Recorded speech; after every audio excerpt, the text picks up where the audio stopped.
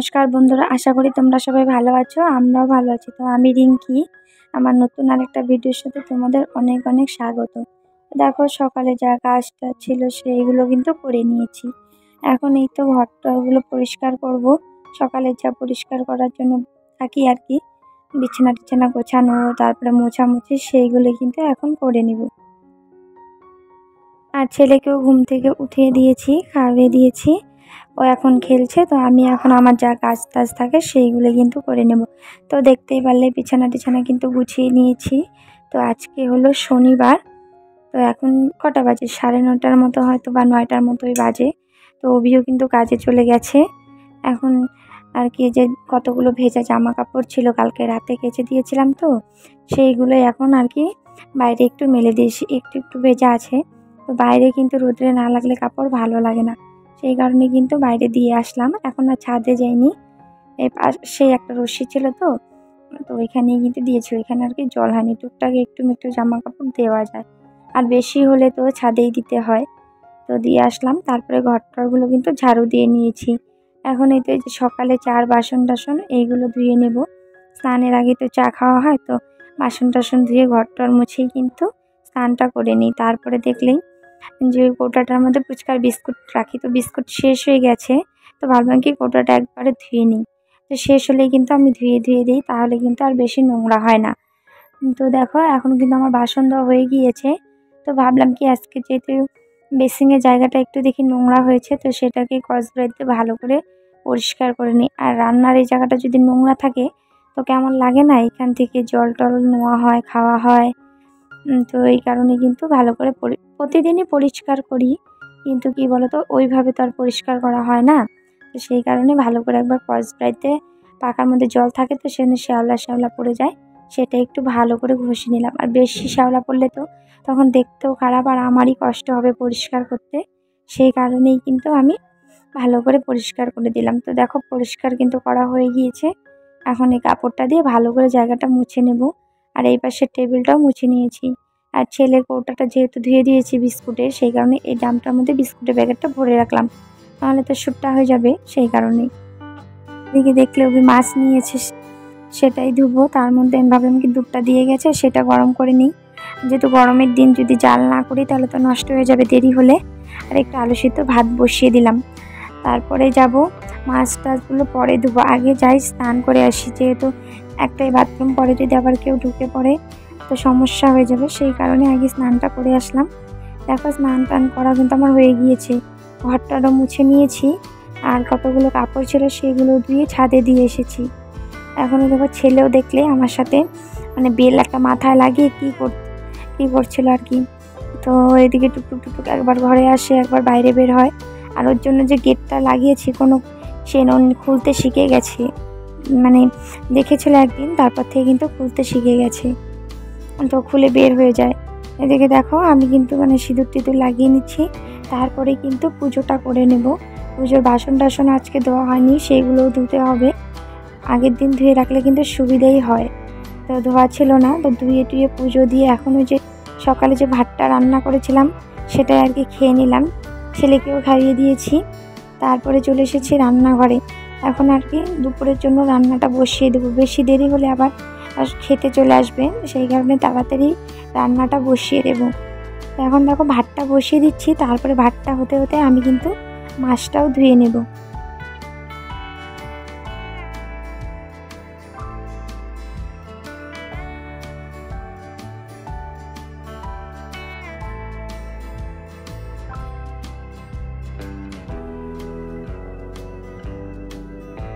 মাছ এনেছিল, ছোটো মাছ আনলে কী হয় বলো তো, আমার না কাটতে অসুবিধা হয়, বলতো আমি মাছ ভালো কাটতে পারি না, সেই কারণে কিন্তু চাকা মাছ পিস মাছগুলো এনেছিল। আর মাছের না অনেকটাই ডিম আছে। তো ভাবছি কি মাছের এগুলো দিয়ে বড়া বানাবো, কুচি কুচি করে পেঁয়াজ কাঁচা লঙ্কা কেটে, খেতে কিন্তু ভালোই লাগে। তো এখন মাছ টাছগুলো ধুয়ে নিয়ে তারপরে ওইদিকে কিন্তু মাছ ভাজাটাও বসিয়ে দেবো। তারপরে আমি সবজি টবজি কাটবো। একা হাতে তো সব দিকেই কিন্তু সামলাতে হয়, একদিকে রান্না বসিয়ে একদিকে সবজি টবজি কাটি। আর আগে যদি সবজিগুলো কেটে নিই তাহলে কিন্তু সুবিধা হয়, যেহেতু সকাল থেকে একা একাই সব কাজ করি, তো কি বসে যদি একটা সবজি মানে সবজি কাটতে যাই তাহলে কিন্তু একটা এক্সট্রা সময়ও লাগে। রান্নার সময় তাড়াতাড়ি হলেও কি বলো তো, সবজি কাটতে যদি বসে একটা এক্সট্রা সময় লাগে।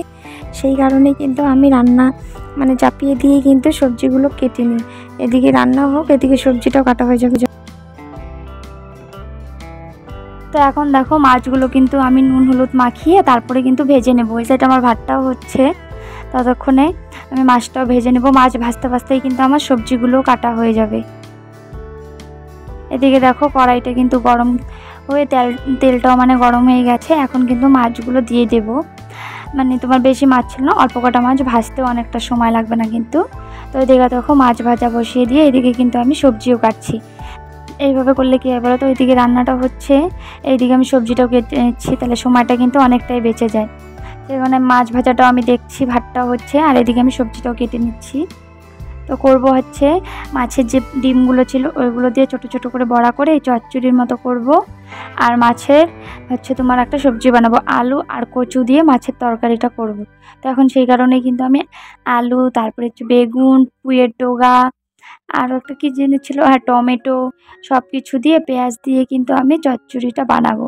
তো এদিকে দেখো আমার কিন্তু সব মানে চচ্চড়ি সব কাটা হয়ে গিয়েছে। এদিকে মাছটা আমি উল্টে নিচ্ছি, বললামই তো একদিকে সবজি কাটছি একদিকে কিন্তু মাছটা ভেজে নিচ্ছি। তো এইদিকে দেখো আমার মাছ ভাজা কিন্তু হয়ে গিয়েছে।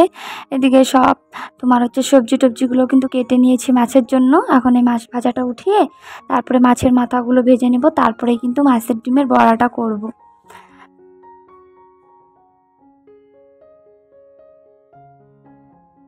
ওইদিকে দেখো আমার মাছ কিন্তু ভাজা হয়ে গিয়েছে। এখন এই যে ডিমটা যে এটা বড়া করে নেব। তো পেঁয়াজ কুচি দিয়েছি, লঙ্কা, তারপরে নুন হলুদ দিয়ে আর একটু চালের গুঁড়ো দিয়ে কিন্তু আমি মানে ইসে করে নিয়েছি, মাখিয়ে নিয়েছি। এখন এই তো ছোট ছোট করে বড়া করে নেব, তারপরে কিন্তু চচ্চড়িটা করে নেব এটার।